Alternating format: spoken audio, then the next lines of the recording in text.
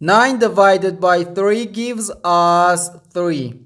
And 3 times 3 equals 9. So 9 divided by 9 is just 1. But this answer is not correct. Because according to the order of operations, which is PEMDAS, P stands for parentheses, E stands for exponent, M and D stands for multiplication and division, and A and S stands for addition and subtraction.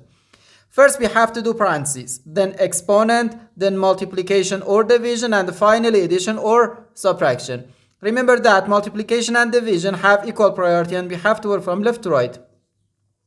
And the same applies to addition and subtraction. In this expression we have one division, one multiplication, and the one parentheses. Inside this parentheses we have one division. Here we have a multiplication because in mathematics when a number is placed next to parentheses it means multiplication, and we usually don't write the multiplication sign for brevity.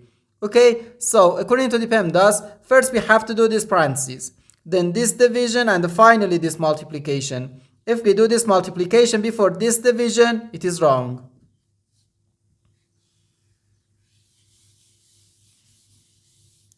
So first we have to do this parentheses. Inside this parentheses we have 9 divided by 3, which equals 3. So we have 9 divided by 3, then times 3. Now in this expression we have one division and one multiplication.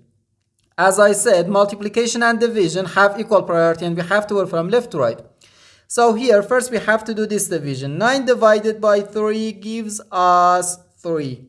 So we have 3 times 3, which equals 9. And this is our final answer to this problem. The correct answer is 9.